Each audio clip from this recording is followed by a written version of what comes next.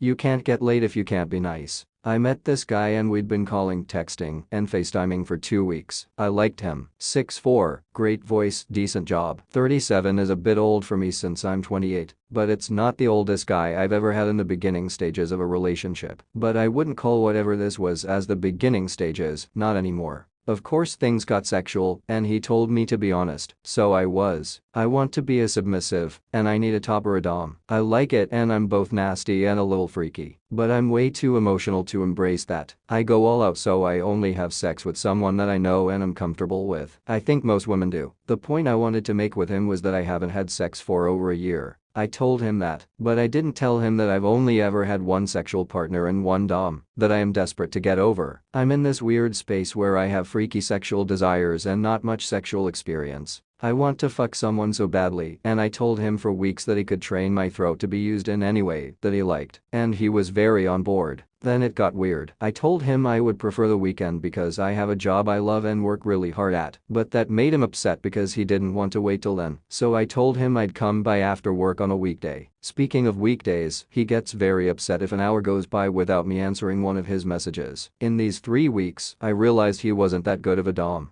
He commands but doesn't understand. It's not hot, it's just annoying. But I digress. I compromised and met him on a weekday. He got upset when I told him I had to stay longer than previously thought. I was going to leave an hour early but stayed the full workday. He wasn't happy. He was upset and pissy that entire day. And I still wanted it. I wanted him to kiss me and scoop me up in his arms. I wanted him to tell me I looked nice in my corporate dress. I just got it. I also got matching underwear just for tonight. I haven't worn matching underwear for over a year. He works remotely, so after a full work day, I'm the one who had to drive across a business highway to an area I'm unfamiliar with in rush hour traffic. I thought all of that would be okay once I saw him, and he made me feel wanted. Instead his giant dog jumped on me, which was lovely, but his entire place smelled like dog. You'd think he had 7 dogs instead of just one. Speaking of his place, there was nothing but a couch, car parts and 2 TVs on the floor. One TV wasn't working. After he pulled his dog off me and I went to the restroom to empty my bladder after that long trip, he still didn't scoop me into his arms or tell me I look nice. He just complained that I was late and spent an hour on my phone in the car. I told him I was meeting a guy on the opposite side of town. I was telling people I made it so they wouldn't be worried about me. Traffic here is bad. People need to know if I made it to my destination. It wasn't an hour, it was 12 minutes. And at that point, I realized he hadn't said anything nice to me all day. During that moment he was still pissy and complaining as if that is going to make me want to put his penis in my mouth.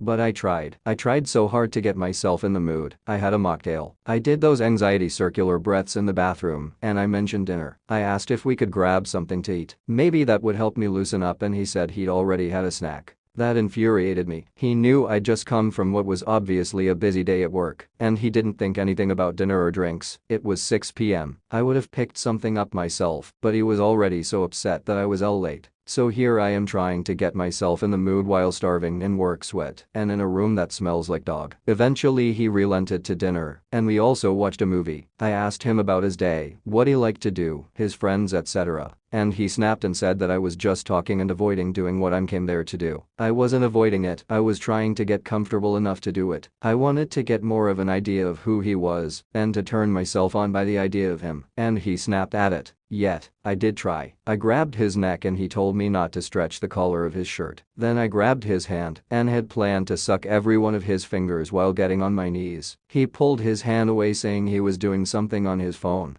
The entire time he was feeling up my ass and chest. Yet every time I tried to touch or talk to him, it was like he didn't want me anywhere near his penis. After 2 hours, he said he was over it and said I was all talk. I told him the reason I was all talk was because he hadn't said anything nice to me all day. And this is just another example. I haven't been intimate in a year. Why would I break that streak with someone who hasn't given the minimum amount of respect and care? He just started doing work on his laptop. If he wanted to keep it casual and have a quick hookup, sure, but if you're hooking up with someone, you still have to be nice to them, especially if this is the second time the 2 people been in the same room together. Keep feelings neutral if you want, but you can't yell at your hookup all day and then still want them to do the hooking up. I left feeling so glad I didn't sleep with him. If someone is so horny that they're willing to drive 55 minutes in rush hour traffic after a full workday in brand new clothes, They are definitely trying. So to be so gross that I can't even get in the mood says a lot. And being so rude and mean that he didn't even pick up on my attempts and accused me of avoiding it is even more pig-headed. I may have made him horny with all the teasing, but his attitude is what kept him that way. I bet now he's just ranting and believing that women don't want him and are untrustworthy when really, all of his frustrations are his own fault.